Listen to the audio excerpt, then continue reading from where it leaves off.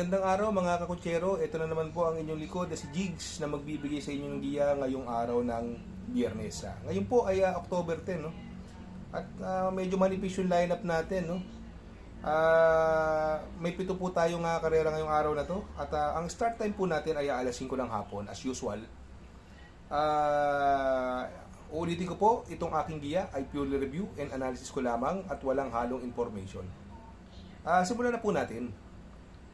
Race number 1, dito po magsisimula ang ating winner take all. 3-year-old maiden race. May 4 na kalahok po dito, no? At ang distansyang tatakbuhan po dito ay 1,200 meters. Dito no, makikita natin, no?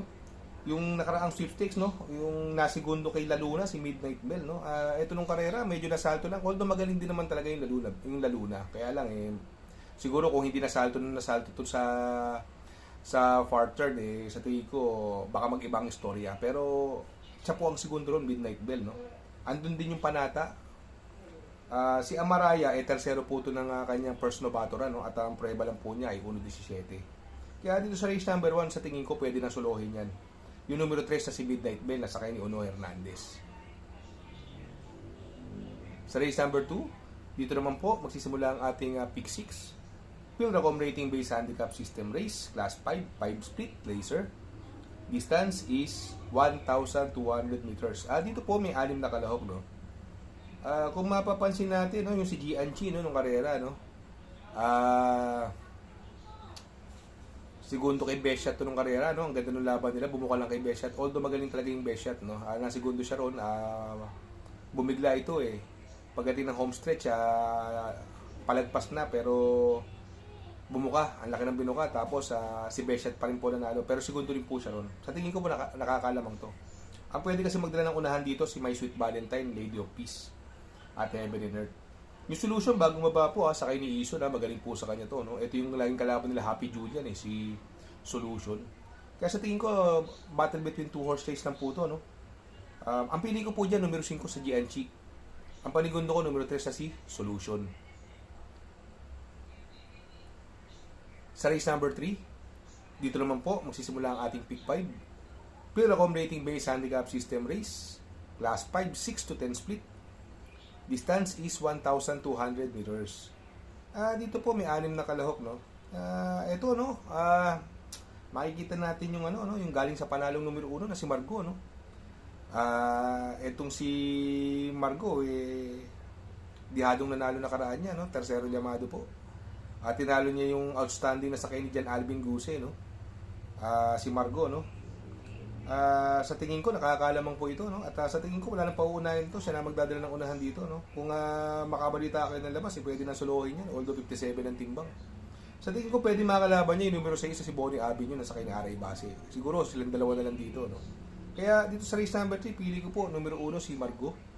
Panigundo ko, numero 6 na si Bonnie Avenue. Sa race number 4, dito naman po, magsisimula ang ating pick 4. Pilracom rating based handicap system race, class 5, 6 to 10 split. Distance is 1,200 meters. Dito po may 8 kalahok, no? Ang tingin ko pwede magdala ng unahan dito si Smart Julian, Pretty, Yakapin Mo Ako. Sila po mabibilis diyan. At saka si Great Connection, no? Si Smart Julian ang gaan ng timbang, no? Sakay ni Jordan Guerra, no? Magdadala po ng 50.5, no? Malaking panalo po niya, no? Yung Lynn Sprayed naman, medyo hindi maganda tinakbo na karaan, although ito natimbang, binigay na po kay Jomar Storke. Yan po, may panalo po yan. At yung Mr. Aldrich, no? Pwede makapag-abang, no? Kaya dito sa race number 4, magtatatlo po ako dito, no? Doon ako sa pwedeng lumimating Lynn Sprite, numero 6. Panigundo ko, numero 3, na si Smart Julian. At isasama kong pandiado, numero 5, na si Mr. Aldrich. Sa race number 5, Pilracom rating based handicap system race, class 4, 16 to 21 split. Distance is 1,200 meters. Dito po may 7 kalahok, no? Kung mapapansin natin, no, ang baba naman ito sa laban, no? Grand Laughter, yung numero 1, sa kay ni Pabs Cabalejo, no? Nung karera, labas to Medyo magaling lang po yung nakakalaban niya, no? Pero ang ganda rin ng tinakbo niya, hanggang rektahan, lumalaban ng dikdikan to si Grand Laughter, no? Basta labas po ito, singin ko pwede po solohin yan, Grand Lapter. Siguro kung magpo-protection ako dito, no? Kung hindi maganda magiging balita, siguro yung numero 5, heavyweight, no? Pang-protection lang, no? Sa kay ni Conrad Denson, no? Gamay niya po yan, no? Sa tingin ko kasi mukhang wala na pahulan si Grand Lapter, although may matulin dyan, si Aliana, Real Equity. Pero sa tingin ko, hindi na pawaporma ni Grand Lapter yan, basta labas, no? Yung heavyweight, medyo may bibilis din po yan, no? Ito naman si Rocking Bell, ito naipanalo na po ni Joel Ciego yan, no? Ni GL Ciego Jr. yan, no? Kaya dito sa race number 5, ang pili ko po, numero 1 na si Grand Lapter. Pang-protection ko po, numero 5 na si heavyweight. Sa race number 6, Pen Ultimate Race, Pilracom Rating Base Handicap System Race, Class 4, 22 to 27, distance is 1,200 meters. Dito po may 8 kalahok, no? Another anybody's race po, no? Sa tingin ko, itong see you tomorrow galing po sa panalo yan, no? At nagbabalik, no? Although medyo mag-aang lang yung nilabanan niya nakaraan, kaya lang ito naman talaga ang grupo niya. Si Warchip, hindi maganda na po, pero mababa sa laban sa kay Kelvin Abobo. Tinalo siya nila Parisian Light nung karera, medyo malakas po yun. Itong Manny for Gabriel, siya po at hindi ko pwede magdala ng unahan dito. Kaya lang, andyan si Ginebra at si Noble Touch, siya pwede bubuliglig sa kanya. Yung Wildcat naman, ito magaling kay JT Pabilik. Ngayon, binigay siya nagbabalik na si RC Baldonido. Si Wildcat, nakadalawang dehadong panalo po yan, sa kay ni JT Pabilik. Yung Mang Nano naman, Chocolate Thunder tinalo nung karera, ang galing din po, sa kay ni Jeffrey Bakaykay, may panalo din po yan. Kaya dito sa race number 6, magtatatlo po ako dito, no? Ang pili ko po dyan, yung numero 2 na si War Chief. Alam naman natin yan si War Chief, kila every sweat counts, kaya lang, nung tumakbo nung nakaraan, galing ng bakasyon, mukhang kinulang pa.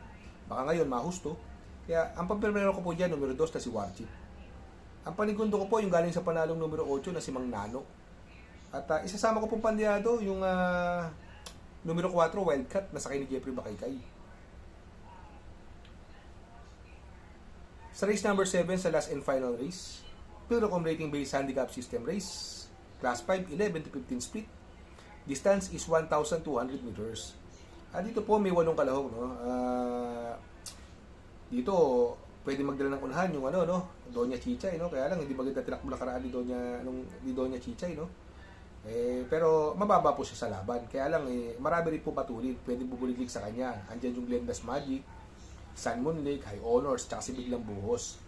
Kaya sa tingin ko, ito mababa rin po sa laban yung numero 2 sa si Artseb na sakay ng apprentice sa si GL Ciego Jr. Yan po ang pampermero ko dyan, dehado. At yung numero 5, Don Lucas, gamay po ni Conrad Henson yan, si Don Lucas, siguro dito sa race number 7, magdadalawa na lang po ako. Although sa tingin ko, ang malalyamado po dyan, yung kabayo ni Boss JC na numero 4, yung Doña Chichay. May panalo pa rin po yan, kaya lang hindi ko lang po siya kursunada dahil marami pong mabilis. Kaya dito sa race number 7, pili ko po, doon ako sa dihadong numero 2 na si Artseb. At ang panigundo ko po, yung numero 5 na si Don Lucas. Good luck mga kakutsero, sana po ay matapat yung ating giya at yung mga nakasunod, sana po ay magsitama po kayo. Ako'y makikisuyo lamang sa inyo na please like, share, subscribe, and hit the notification bell para updated kayo sa aking mga giya. Good luck po and happy racing!